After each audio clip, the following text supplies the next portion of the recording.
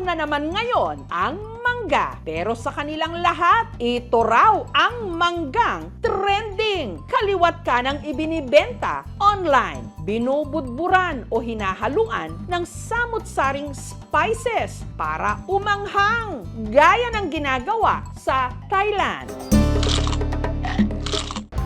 Nakatikim ka na ba ng spicy dried mango?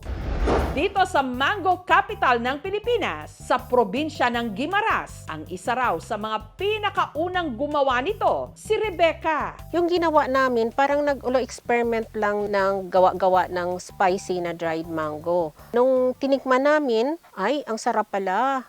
Ang mga manggang gamit ni Rebecca sa paggawa ng spicy dried mango, mga reject daw. Hindi maganda yung sizes, deform, mayroong mga scratch sa skin. So sabi ko, kailangan may magawa tayo dito.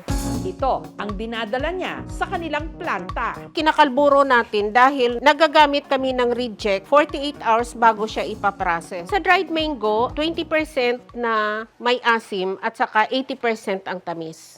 Matapos isort ang mga mangga, hinuhugasan, hinihiwa. Mayroon tayong 3 klaseng spices na ginagamit to blend the anghang ng ating mangga.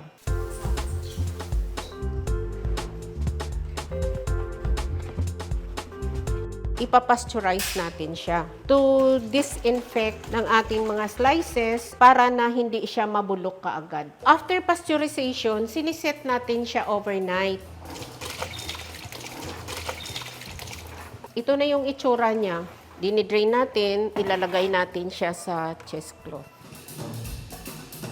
Pinapatuyo nila ito sa kanilang mga naglalakihang dryer. Yung dinadried natin is 75 kilos. Pinapatuyo siya sa mechanical dryer at saka mayroon tayong solar dryer. Bawat pakete ng spicy dried mango na ibibenta ng 90 pesos. Matamis at Thai anghang rin. It's a 10 out of 10. Dating DH o domestic helper sa Hong Kong, si Rebecca. Almost 7 years rin ako sa abroad. When I decide na umuwi, nabuntis ako and I become a single mom for 7 years.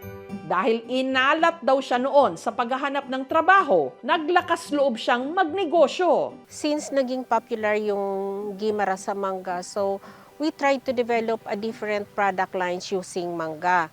Hanggang sa ang itinanim niyang sipag at tiyaga para ring punong mangga na nagbunga ng bonggang-bongga.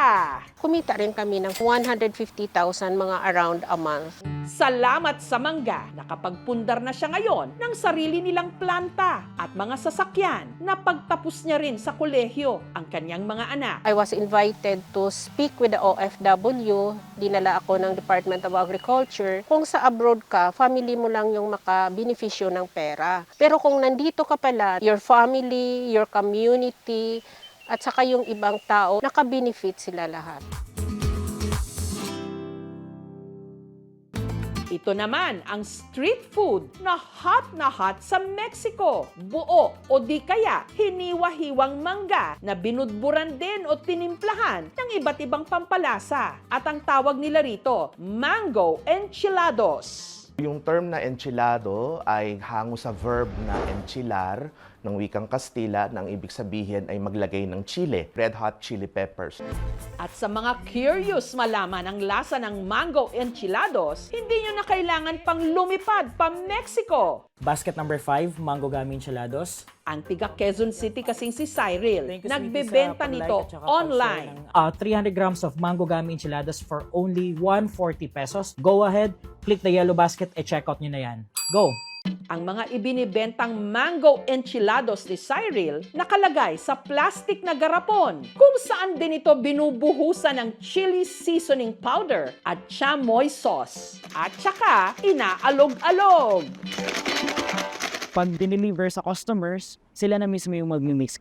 Dito sa kanilang pagawaan sa Novaliches, inihahanda ni na Cyril ang kanilang orders. May 3 mango enchilados variants silang ibinibenta.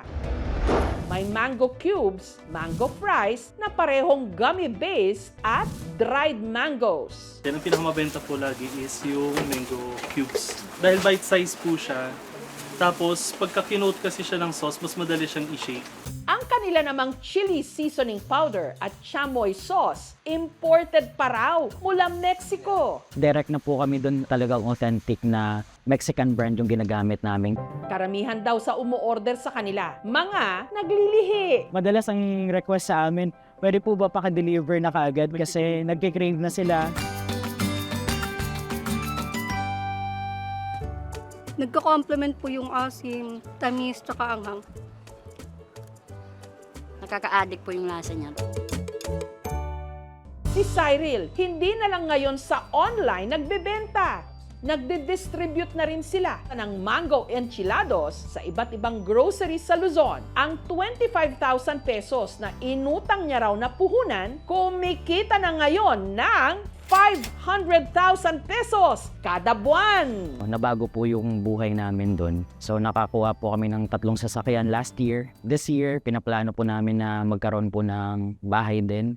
Hindi lang daw negosyo nila ang tumamis, pati na rin ang relasyon nila ng partner niyang si John Cedric. With Cyril being yung utak ng business, ako naman yung nagmamanage ng manpower, nagiging pambuo para mag-run yung business ng Spotly.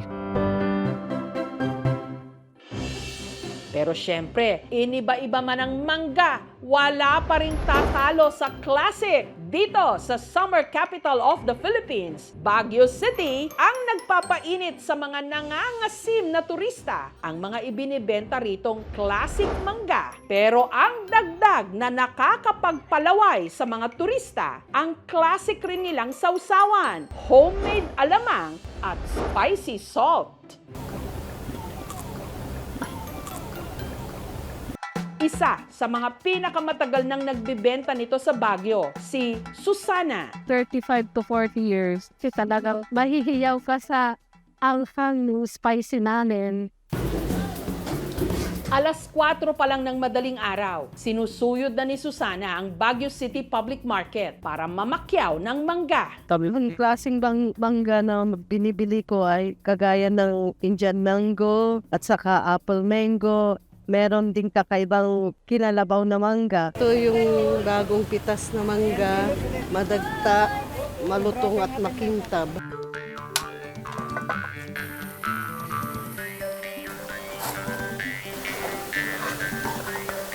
Pagkakalakasan, nasa 10 kilos na alamang ang napapaubos ko. Ang spicy salt naman daw niya, purong asin, chili powder at sili. Sa Burnham Park siya pumupwesto. Maraming turista ngayon, kaya siya'y pumapaldo. Ang isang cup ng mangga, 50 pesos. Refreshing talaga siya. Hindi naman siya masyadong maanghang. Kada araw, nakakaubos si Susana ng 100 cups. May coding kami hindi daily ang pagtitinda namin. Every other day, sa isang linggo, mga kulang-kulang 3,000. Minsan, inaalat, kaya laban lang. Ang mangga rin natin ay hitik sa vitamins A, vitamin C at potassium at healthy source din ito ng carbohydrates dahil sa tinataglay nitong fiber. It is recommended to limit sodium to up to around 2,000 milligrams per day for adults. Too much spice can inflame the digestive system. Mangga, mangga, hinog ka na ba? Oo, hinog na ako. Kung hilaw ka pa, gawin nating spicy mangga. It's a 10 out of 10. Thank you for watching, mga kapuso. Kung nagustuhan niyo po ang videong ito, subscribe na sa GMA Public Affairs YouTube channel. And don't forget to hit the bell button for our latest updates.